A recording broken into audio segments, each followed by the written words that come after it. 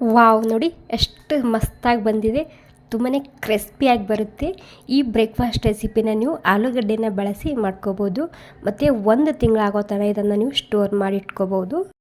ಮತ್ತು ಒಂದು ಸಲ ಇದನ್ನು ನೀವು ತಿಂದರೆ ಖಂಡಿತ ಇದರ ರುಚಿ ಯಾವತ್ತೂ ಮರೆಯೋದಿಲ್ಲ. ತುಂಬಾ ಸುಲಭವಾಗಿ ಮಾಡುವಂತಹ ರೆಸಿಪಿ, ತುಂಬಾ ಕ್ರಿಸ್ಪಿಯಾಗಿ ಬರುತ್ತೆ. ಓಕೆ ನೋಡಿ, ಈ ರೆಸಿಪಿ ಮಾಡೋದಕ್ಕೆ ಮೊದಲಿಗೆ ನಾನಿಲ್ಲಿ 2 ಕಚ್ಚಾ ಆಲೂಗಡ್ಡೆ ತೊಗೊಂಡಿದ್ದೀನಿ.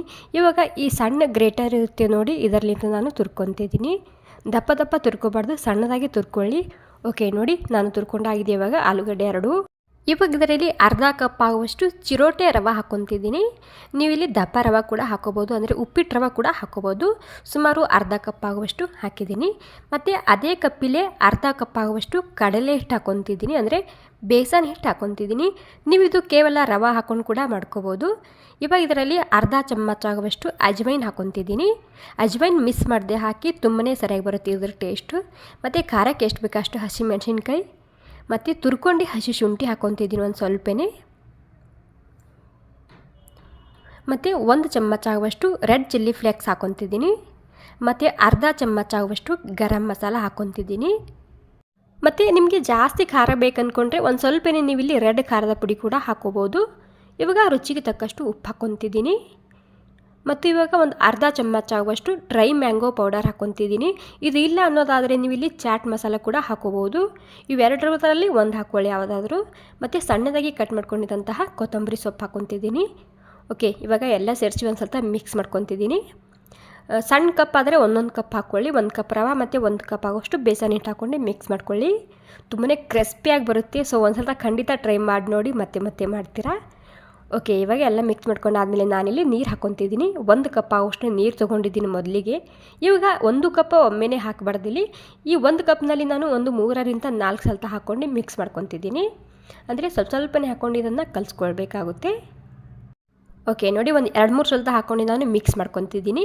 ಇದೇನು ಗಂಟೇನು ಆಗೋದಿಲ್ಲ, ಸರಿಯಾಗಿ ಮಿಕ್ಸ್ ಆಗುತ್ತೆ ಆ್ಯಕ್ಚುಲಿ ಇದು. ಓಕೆ ನೋಡಿ, 1 ಕಪ್ ನೀರು ಹಾಕಾಗಿದೆ. ಇವಾಗ ಮತ್ತೆ ಒಂದು ಅರ್ಧ ಕಪ್ ಆಗುವಷ್ಟು ನೀರನ್ನ ಹಾಕ್ಕೊತಿದ್ದೀನಿ. ನೋಡಿ, ಮತ್ತೆ ಒಂದು ಅರ್ಧ ಕಪ್ ಆಗುವಷ್ಟು ನೀರು ಹಾಕ್ಕೊಂಡು ಇದನ್ನು ಮಿಕ್ಸ್ ಮಾಡ್ಕೊತಿದ್ದೀನಿ. ಇದು ಇಲ್ಲಿ ಮುಂಜಾನೆ ಬ್ರೇಕ್ಫಾಸ್ಟಿಗೆ ಮಾಡ್ತಾರೆ, ಮತ್ತು ಮಕ್ಕಳ ಟಿಫಿನ್ ಬಾಕ್ಸಿಗೆ ಮಾಡ್ತಾರೆ, ಮತ್ತು ಸಣ್ಣ ಪುಟ್ಟ ಹಸಿವಿತ್ತಂದ್ರೆ ಅದಕ್ಕೆ ಕೂಡ ಇದನ್ನು ಮಾಡ್ತಾರೆ. ತುಂಬಾ ಸುಲಭವಾಗಿ ಮಾಡುವಂತಹ ರೆಸಿಪಿ, ಮತ್ತು ತುಂಬಾ ರುಚಿಯಾಗಿ ಬರುತ್ತೆ ಇದು. ಸೊ ನಿಮ್ಗೆ ಕೂಡ ತುಂಬಾ ಇಷ್ಟ ಆಗುತ್ತೆ, ಒಂದು ಸ್ವಲ್ಪ ಮಾಡಿ ನೋಡಿ. ಓಕೆ ನೋಡಿ, ಮಿಕ್ಸ್ ಮಾಡ್ಕೊಂಡಾದ್ಮೇಲೆ ನಾನೊಂದು ಕಡಾಯಿ ಇಟ್ಕೊಂಡಿನಿ. ಇವಾಗ ಇದರಲ್ಲಿ ಒಂದು ಸ್ವಲ್ಪನೇ ಎಣ್ಣೆ ಹಾಕ್ಕೊತಿದ್ದೀನಿ. ಇವಾಗ ಎಣ್ಣೆ ಗರಂ ಆಗಲಿ ಅಲ್ಲಿ ತನಕ ವೆಯ್ಟ್ ಮಾಡಿ. ಓಕೆ, ಎಣ್ಣೆ ಗರಂ ಆದಮೇಲೆ ಒಂದು ಅರ್ಧ ಚಮಚ ಆಗುವಷ್ಟು ಸಾಸಿವೆ ಮತ್ತು ಅರ್ಧ ಚಮಚ ಆಗುವಷ್ಟು ಜೀರಿಗೆ ಹಾಕ್ಕೊತಿದ್ದೀನಿ. ಮತ್ತು ಒಂದು ಸ್ವಲ್ಪನೇ ಹಿಂಗೆ ಹಾಕ್ಕೊತಿದ್ದೀನಿ. ಇವಾಗ ಸಾಸಿವೆ ಮತ್ತು ಜೀರಿಗೆ ಸರಿಯಾಗಿ ಮೊದಲಿಗೆ ಹುರ್ಕೋಬೇಕಾಗುತ್ತೆ. ಓಕೆ ನೋಡಿ, ಚಟಪಟ ಅಂದಾಗಿದೆ, ಇವಾಗ ನೋಡ್ತಿರ್ಬೋದು.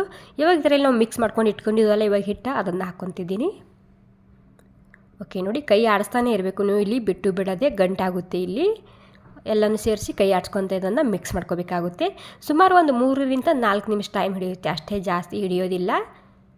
ಓಕೆ, ಇದೇ ರೀತಿ ಮಿಕ್ಸ್ ಮಾಡ್ಕೊತಾನೆ ಇರಬೇಕು ನೀವಿಲ್ಲಿ. ಇವಾಗ ಗ್ಯಾಸ್ ಮೀಡಿಯಮ್ ಆಗಿದೆ. ಮೀಡಿಯಮ್ ಗ್ಯಾಸ್ನಲ್ಲಿ ಇದನ್ನು ಮಿಕ್ಸ್ ಮಾಡ್ಕೊತಿದ್ದೀನಿ.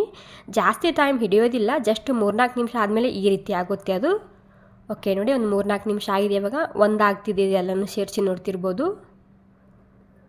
ಓಕೆ, ಇವಾಗ ಒಂದು 3-4 ನಿಮಿಷ ಆಗೋ ತನಕ ನಾನು ಮಿಕ್ಸ್ ಮಾಡ್ಕೊಂಡಾದ್ಮೇಲೆ ಇಲ್ಲೊಂದು ಟ್ರೇ ತೊಗೊಂಡಿದ್ದೀನಿ. ಇದರಲ್ಲಿ ಒಂದು ಸ್ವಲ್ಪ ಮೊದಲಿಗೆ ಇಲ್ಲಿ ಎಣ್ಣೆ ಹಚ್ಕೊತಿದ್ದೀನಿ.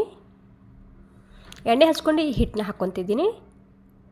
ಓಕೆ ನೋಡಿ, ಈ ರೀತಿ ಹಿಟ್ಟನ್ನ ಹಾಕ್ಕೊಂಡು ಸೆಟ್ ಮಾಡಿ ಒಂದು 10 ನಿಮಿಷ ಆಗೋ ತನಕ ಇದಕ್ಕೆ ಬಿಡಬೇಕಾಗುತ್ತೆ. ಓಕೆ, ಎಲ್ಲನೂ ಇದೇ ರೀತಿಯಾಗಿ ನೀವು ಸೆಟ್ ಮಾಡ್ಕೊಂಡು ಒಂದು 10 ನಿಮಿಷ ಆಗೋ ತನಕ ಇದನ್ನು ಹಾಗೆಯೇ ಬಿಟ್ಬಿಡಿ. ನಿಮಗೆ ಬೇಗನೆ ಬೇಕಂದರೆ ಇದನ್ನು ಫ್ರೀಜ್ನಲ್ಲಿ ಎತ್ತಿಡಿ. ಒಂದು 5 ನಿಮಿಷ ಟೈಮ್ ಹಿಡಿಯುತ್ತೆ ಫ್ರೀಜ್ನಲ್ಲಿ ಇಡೋದಾದರೆ. ಓಕೆ ನೋಡಿ, ಎಲ್ಲನೂ ಸರಿಯಾಗಿ ನಾನು ಕೈಲಿಂದ ಈ ರೀತಿ ಮಾಡ್ಕೊಂಡೇನಿ. ಒಂದು 10 ನಿಮಿಷ ಆಗೋ ತನಕ ನಾನು ಹಾಗೆಯೇ ಬಿಟ್ಟಿದ್ದ. ಇವಾಗ ಸೆಟ್ ಆಗಿರುತ್ತೆ ಇದು. ಇವಾಗ ಇದನ್ನು ಸೈಡಿಗೆ ಒಂದು ಸ್ವಲ್ಪ ಈ ರೀತಿ ಬಿಡಿಸ್ಕೊತಿದ್ದೀನಿ. ಇದೇನು ಸಲೀಸಾಗಿ ಬರುತ್ತೆ, ಇದು ಮೆತ್ಕೊಳ್ಳಲ್ಲ ಪ್ಲೇಟ್ಗೆ ಅಥವಾ ಯಾವುದ್ರ ನೀವು ಅದ್ರಾಗ ಸೆಟ್ ಮಾಡ್ತೀರ ಅದಕ್ಕೆ. ಇವಾಗ ನೀವು ಇದಕ್ಕೆ ನಿಮಗೆ ಯಾವ ಸೈಜಿಂದ ಬೇಕು ಆ ಸೈಜಿಂದ ನೀವು ಕಟ್ ಮಾಡ್ಕೋಬೋದು. ಓಕೆ ನೋಡಿ, ಒಂದು ಸ್ವಲ್ಪ ಚಾಕುಗೆ ಎಣ್ಣೆ ಹಚ್ಕೊಂಡು ಕಟ್ ಮಾಡ್ಕೊಳ್ಳಿ. ಓಕೆ ನೋಡಿ, ಇವಾಗ ಈ ರೀತಿ ನೀವು ಕಟ್ ಮಾಡ್ಕೊಂಡು ಫ್ರೀಜ್ನಲ್ಲಿ ಎತ್ತಿಟ್ಕೋಬೋದು. ಸುಮಾರು ನೀವು 1 ವಾರ ತನಕ ಇದನ್ನು ಫ್ರೀಜ್ನಲ್ಲಿ ಎತ್ತಿಟ್ಕೊಂಡು ನಿಮಗೆ ಬೇಕಾದಾಗ ನೀವು ಇದನ್ನು ಫ್ರೈ ಮಾಡ್ಕೊಂಡು ತಿನ್ಬೋದು. ಜಾಸ್ತಿ ದಪ್ಪ ಅನ್ನಿಸ್ತಿದೆ, ಹೀಗಾಗಿ ನಾನು ಇದಕ್ಕೆ ಒಂದು 2 ಭಾಗ ಮಾಡ್ಕೊತಿದ್ದೀನಿ. ಯಾಕಂದರೆ ಅದು ಟಿಫಿನ್ ಬಾಕ್ಸ್ ಸಣ್ಣದಿತ್ತು, ಹೀಗಾಗಿ ಸ್ವಲ್ಪ ದಪ್ಪ ಇದೆ ಇದು. ಓಕೆ ನೋಡಿ ಎಲ್ಲನೂ ನಾನು ಇದೇ ರೀತಿ 2 ಭಾಗ ಮಾಡ್ಕೊಂಡಿನಿ. ಇವಾಗ ತಯಾರಾಗಿದೆ. ಇವಾಗ ತಯಾರಾದ್ಮೇಲೆ ನಾನು ಪ್ಯಾನ್ ಇಟ್ಕೊಂಡು ಅದರಲ್ಲಿ ಸ್ವಲ್ಪ ಎಣ್ಣೆ ಹಾಕ್ಕೊಂಡಿನಿ. ಎಣ್ಣೆ ಕೂಡ ಗರಮ್ ಆಗಿದೆ. ಇವಾಗ ಗರಮ್ ಆದಮೇಲೆ ಗ್ಯಾಸ್ ಮೀಡಿಯಮ್ ಆಗಿರಲಿ. ಮೀಡಿಯಮ್ ಗ್ಯಾಸ್ನಲ್ಲಿ ಎರಡೂ ಕಡೆ ಕೆಂಪಾಗೋ ತನಕ ಈ ರೀತಿ ಫ್ರೈ ಮಾಡ್ಕೊಂಡು ತೊಗೋಬೇಕಾಗುತ್ತೆ. ನೀವು ಇದನ್ನು ಶಾಲೋ ಫ್ರೈ ಕೂಡ ಮಾಡ್ಕೋಬೋದು ಅಥವಾ ಡೀಪ್ ಫ್ರೈ ಕೂಡ ಮಾಡ್ಕೋಬೋದು. ಶಾಲೋ ಫ್ರೈ ಮಾಡೋದಾದರೂ ಕೂಡ ಇದು ತುಂಬಾ ಸರಿಯಾಗಿ ಬರುತ್ತೆ. ಇದರಲ್ಲಿ ಕೂಡ ಕ್ರಿಸ್ಪಿಯಾಗಿ ಬರುತ್ತೆ, ಸರಿಯಾಗಿ ಬೇಯುತ್ತೆ ಇದು, ಮತ್ತು ಜಾಸ್ತಿ ಎಣ್ಣೆ ಕೂಡ ಬೇಕಾಗಲ್ಲ ಇದಕ್ಕೆ. ವಾವ್ ನೋಡಿ, ಒಂದು 3-4 ನಿಮಿಷ ಆಗೋ ತನಕ ನಾನು ಎರಡೂ ಕಡೆಗೆ ಉಲ್ಟಾ ಸೀದಾ ಮಾಡ್ಕೊತ ಈ ರೀತಿ ಕರ್ಕೊಂಡಿನಿ. ಎಷ್ಟು ಸರಿಯಾಗಿ ಕಲರ್ ಬಂದಿದೆ ಅಲ್ವಾ. ಸೊ ಆಲೂಗಡ್ಡೆ ಹಾಕಿರ್ತೀವಿ, ಬೇಸನ್ ಹಿಟ್ಟು ಹಾಕಿರ್ತೀವಲ್ಲ, ಹೀಗಾಗಿ ಇದಕ್ಕೆ ಇಷ್ಟೊಂದು ಸರಿಯಾಗಿ ಕಲರ್ ಬರುತ್ತೆ ಮತ್ತು ತಿನ್ನೋಕ್ಕೆ ಸಿಕ್ಕಾಪಟ್ಟೆ ರುಚಿಯಾಗಿರುತ್ತೆ ಇದು. ಸೊ ಈ ರೀತಿ ನೀವು ರಾತ್ರಿಯೇ ತಯಾರು ಮಾಡಿಟ್ಕೊಂಡು ಮುಂಜಾನೆ ಈ ರೀತಿ ಜಸ್ಟ್ ಫ್ರೈ ಮಾಡಿಕೊಂಡ್ರೆ ನಮ್ಮ breakfast recipe, tiffin box recipe ಅಥವಾ ಸಣ್ಣ ಪುಟ್ಟ ಹಸಿವಿಗೆ ಎಲ್ಲದಕ್ಕೂ ಸೂಪರಾಗಿರುತ್ತೆ ಇದು. ವಾವ್. ಓಕೆ, ಈ ರೆಸಿಪಿ ನಿಮಗೆ ಸ್ವಲ್ಪನಾದರೂ ಇಷ್ಟ ಆಗಿದರೆ ಒಂದು ಲೈಕ್ ಮಾಡೋದು ಮಾತ್ರ ಮರಿಬಾರ್ದು. ಥ್ಯಾಂಕ್ ಯು ಸೋ ಮಚ್ ಎಲ್ರಿಗೂ.